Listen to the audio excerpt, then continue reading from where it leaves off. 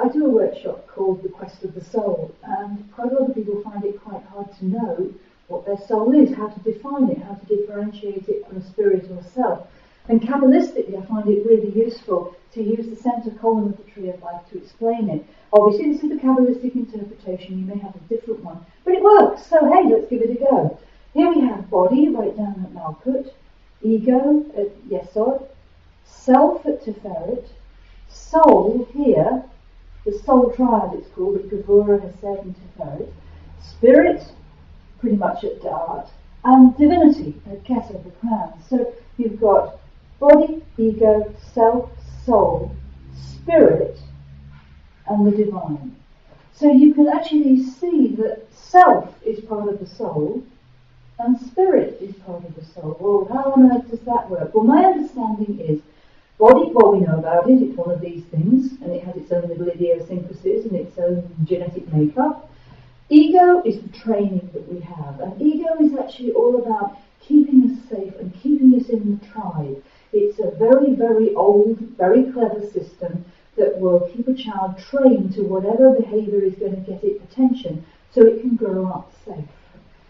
Self, on the other hand, is the unique you that's here this time round once. Just once. There's only ever going to be one Maggy Whitehouse, me. There's only going to be one you. This lifetime is a unique representation. However, Kabbalah teaches about reincarnation, and this lifetime is one of many lifetimes on the path of perfection for yourself, myself, all of us.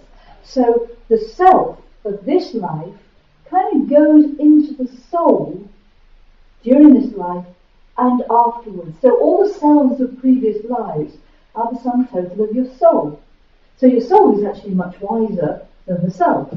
The ego, on the other hand, dies when we die. It may take a little while to dissolve energetically, but it's gone when we go. And as most of us are ruled by ego consciousness, can't you just imagine how much the ego fights death? You've got to see it all around you in all the media about how death is always wrong, especially the death of somebody young or the death of someone in a air crash. But that's always the ego's view. The self has a slightly different view. The self doesn't kind of like it very much. But the soul, that's cool. That's the life's path. We're moving on. The soul is eternal. Spirit, on the other hand, is kind of bigger than soul. If you like, there's the idea of soul groups. Each one of us is one part of the great divine baby, Adam Kadmon is what's known as Kabbalistically. So we have a soul that is part of a group soul. And all the group souls have particular aspects. Some are more oriented towards teaching, some towards soldiering, some towards caring, some towards all sorts of other aspects. And all the group souls together make the great collective, which would be spirit. And all encompassing that, circling that, in the heart of that, everywhere around that, is the source.